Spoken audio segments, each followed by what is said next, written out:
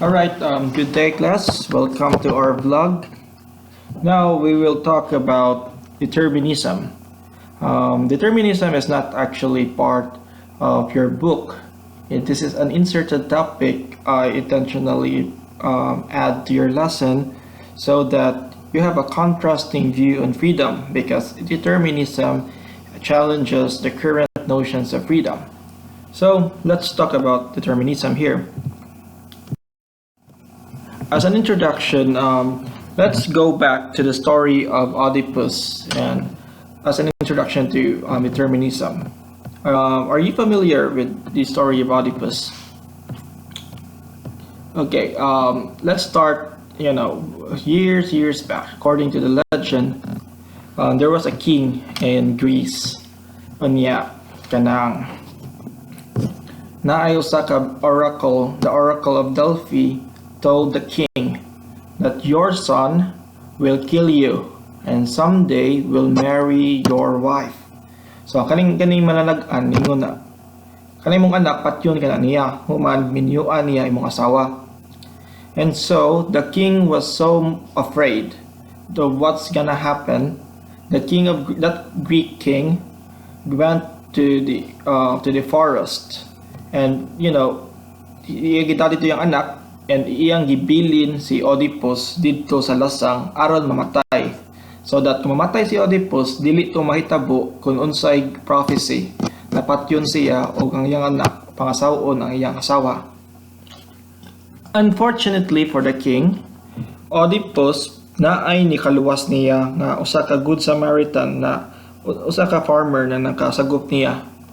Then several years happened, nidako si Oedipus, and then naka-encounter sila sa iyang papa, pero wala siya kaybaw na papa niya.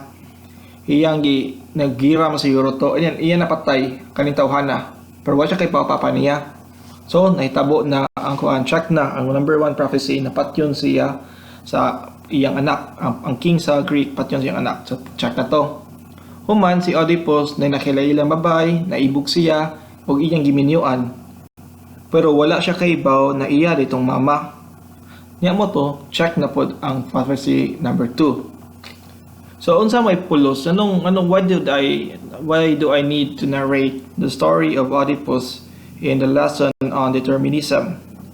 Because the story of Oedipus itself shows how determinism works. Kay bisan usaon pag-decide, bisan unsa pay freedom sa kanang king na iya pang ibutang dito sa Oedipus sa lasang aron mamatay, wala ang gihapon siya mamatay. Murag ang ginahanglan mahitabo gyud. Bisan si Oedipus wala siya nag-choose na mo na may tabo, di mo na kapalaran niya, nahitabo gyud.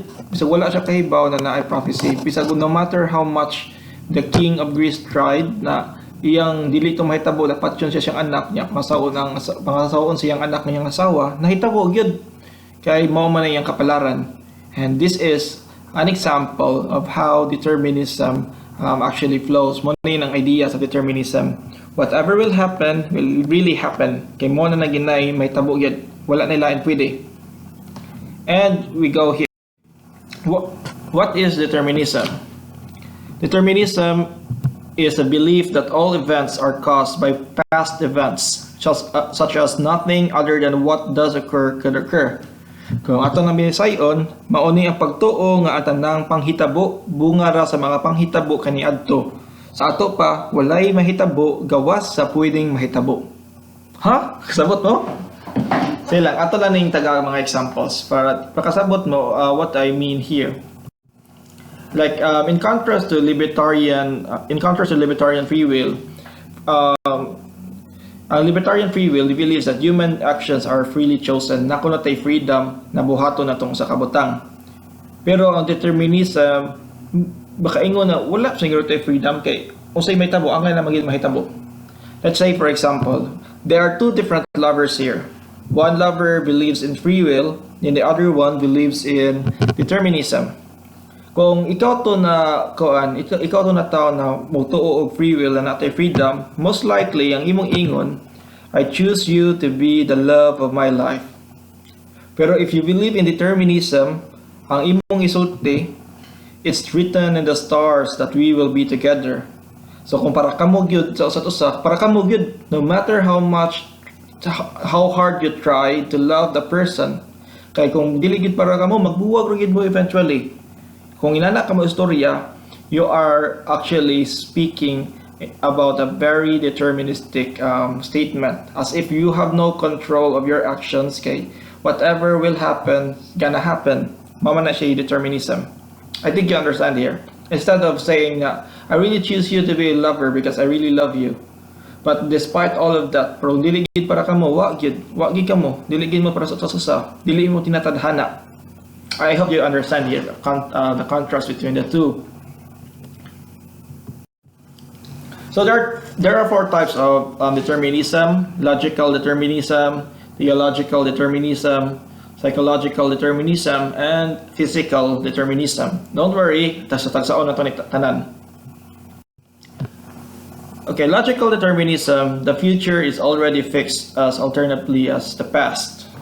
For example, when they say mag-uwan ugma, tomorrow it will rain. It's either duha ra ka possibilities ang padulngan sa atong adlaw. It's either mag-uwan ugma or dili mag-uwan. And then nag-uwan ugma. Daan palagi ko na mag-uwan gid ugma. For what if the other option is true? Like wala mag-uwan ugma. Ningon sa bitaw ko nga kuan yan ang dili mag-uwan ugma. So ang kapalaran sa adlaw magdepende ra gyud duha ra gyud ka choices whether mag-uwan or dili mag-uwan. It's the same thing here. Like for example, si King Henry VIII, I'm born to rule 6 wives. Kung nana siya kalimang asawa si Anne Boleyn, whether he decides to, it's either duha ra gyud kapalaran whether nakaminyo siya kaunom or dili siya makaminyo kaunom. Unya nakaminyo man siya kaunom. Daan tagid ko makaminyo na siya kaunom. Like if you're watching Naruto, for example, this one, it's either mahimo siyang Hokage or di, whether this guy will achieve his dream or not.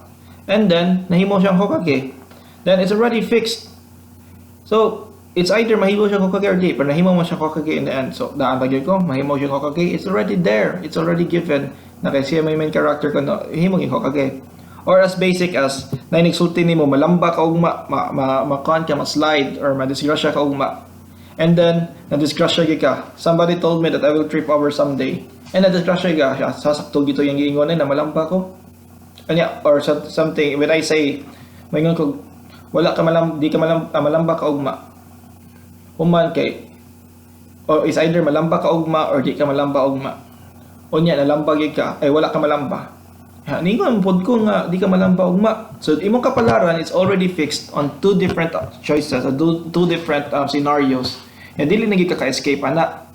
It's just like me saying na, now that you are enrolled in VSU, your fate is already sealed.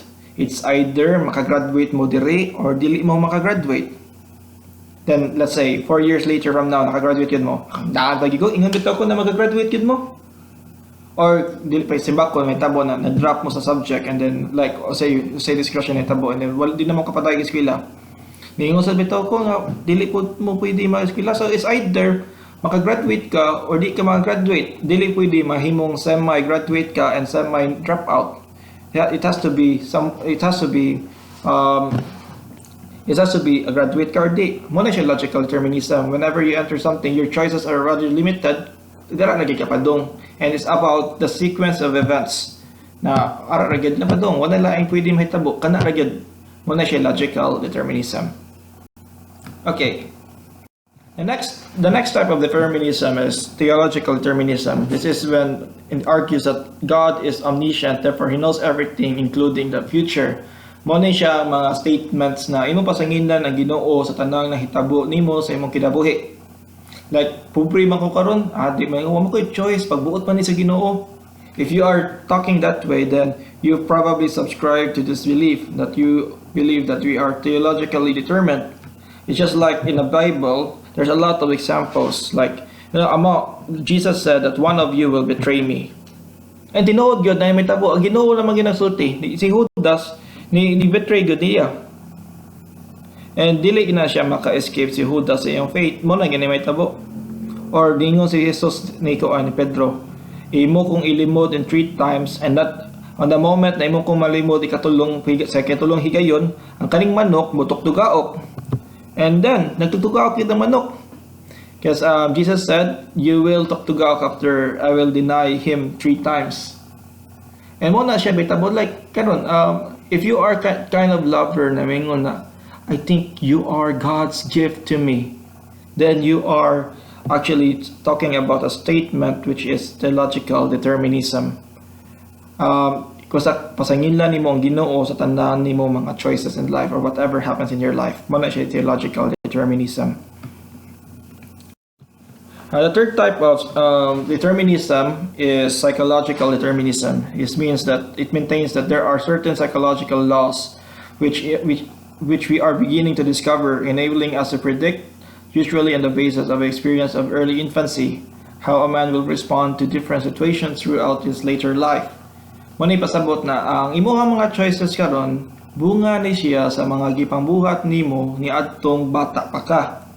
Like for example, kung bata pa ka ni maayo na kay kag math, most likely imong career mahimo kang engineer. Dili na pwede na mahimo kang artist or kuan, like mahimo kang somewhere. Imong career in the future is actually determined by your upbringing when you were young. This is actually the position na gidawat sa mga psychologists, especially mga behavioral na mga psychologists. Na dili pwede like palitan, wala kay talent sa pagdrawing. Ikadako nimo, di ka pwede mahimong painter or mahimong architect. Wala man kay talent ana. Wala man kay psychological upbringing, wala man kay na training ani. Sa ato pa, ang imong choices is actually limited. Dili ka pwede mahimong dili ka pwede mahimong engineer or mahimong mathematician kung bata pa lang ka bugo kag math. Kinahanglan kamaayo di ka ni tanan. Mo nang psychological determinism. Panlitan kung imong mga mama, imong papa kay pati kay batasan, I mean, most likely kadako nimo mo ra sa imong upbringing. You are determined by these social conditions that you're in, and you is no escape to that. Your fate is already determined. Imong batasan mo na gid na. Ang may tabo sa imong kinabuhi mo na gid na because mo on na siya nahitabo while you were growing up. And that's psychological determinism here. Basta imong pasinginlan ang imong kaagi atong bata pa ka, and then mo na nahitabo mo na inanay mong choices karon. Mo na di ka blame sa imong actions because di ba ka blame kay diri man ko nagdako. Mo man iyang kuan natural talent. I hope you understand the point now. Psychological determinism na wala gi kay choice sa imong mga careers because lain-lain tag gilakan. The next type of determinism is physical determinism. This is physical determinism is based on where the physical laws of nature, many of which have actually been discovered, and whose truth is reasonably hoped and quite certain, together with the claim that all other features in the world are dependent on physical factors. And let's say for example, kung buta ka, no matter how much you try to see, you cannot see because your freedom is already limited, is already determined by your physical disabilities. Wala kay freedom to see because you don't have the right faculties to make you see. It's just like we say, ganahan ka mag-artista, ganahan ka mahimong leading lady na pareha kagwapa ni Liza Soberano. However, bati kag naong. Dili ka mahimong artista na leading lady kung bati kag naong. Kasi mo man ay require sa imong job. Muna, you have physical limitations. Muna siya example of physical determinism. Not only applicable sa kaning mga differently abled individuals, is also applicable with your physical features. You cannot be someone else if you don't look like that. Or palitan, mutuwa kag basket, with proputot kay ka, you cannot excel in basketball no matter how much you try. Kay imong freedom is actually limited by your physical features. Muna pasabot sa physical determinism. And an advanced form of physical determinism is according to kaning mga behavioral scientists, mga biologists like Richard Dawkins, na siya the selfish gene theory that we act according to our genes dictate us. Ang iyang idea daw, kita ko ng mga tao, whatever we do in life is already programmed in our genes na nasa tong cells. On the first moment ang sperm cell o ang egg cell nag-meet, It's already that your fate is already determined. Mo function na lang ka, mulihok ra kag imuha. We are that kind of kanabitang duwaan na clockwork na actually solisuon sa likod niya na ikaw man ni mugliso, mulihok ra sa iyaha. Our bodies is just like that. Like we don't have choices actually in life. Like the way you are listening now to this video is not actually because you wanted to watch the lecture, you wanted to learn. It's just because you are watching this video right now because your genes, your cells is already your cells are already telling you na mo na ni angay may tabo nimo is already in your genes, programmed na. So therefore whatever you do, you blame your genes for it. Because mo man na siya natural orders of world. We have this natural selection. This is part of the evolutionary process. And kanang-tanan nimo pambuhat ron. If you think you have free will, it's actually an illusion. It's just your genes making you move automatically. Like, why am I doing this for you? I don't have any reason. It's just that it's part already of my genes. Himo ko video para ninyo. It's not my choice. It's actually what my cells dictate me to do. And that this is an advanced form of physical determinism. Whenever you blame your genes or whatever is happening to you or whatever you do in life. So do you agree with determinism? Determinism has its own criticisms, mainly because it goes against the concept of free will, and by extension, the moral responsibility of an action. And we can probably agree that we dili man kita tanan in all aspects. We don't have the complete liberty to control our mind. We are not always in complete control of our mind. For example, kanang itong gitawag na to LSS, the last song syndrome. No matter how hard we try to get that song out of our head, magsige na gidagbalik-balik sa tong utok. Like for example, if you hear the song Tala Tala, magsige na balik-balik, natug na ka, gawa na drive, naragyan po na balik-balik, yan po ng tala, tala. So inana na siya ang, sometimes we don't have complete control. Our choices are already limited because of these very deterministic factors. And we need to consider these mga factors so that we can evaluate how much control we can do and how much freedom can we actually enjoy. So muna siya ay determinism. And in this lecture, you learn the following things: that determinism is something that will limit your freedom, and determinism challenges the view of free will. And there are 4 types of determinism: logical determinism. Now, there are sometimes our pathway, the sequence of our thoughts is already determined by 2 limited choices. Theological determinism: everything what we do now is because it's part of God's plan, and mag-Ginoo ra gyud magbuot sa tanan. Psychological determinism is because our fate, our destiny is already limited to our psychological upbringing or how we grow up or how sa ito mga environmental factors. Physical determinism is that our choices are actually limited by our physical makeup, our bodies, or the places that we're in. All this, anything that is considered nature, or even our genes itself, our cells dictating us what to do in life. So this is determinism. Another concept that challenges the very core concept of freedom. And that will be our lecture today. If you have further questions, just write a comment below or just contact me personally. Okay, bye-bye.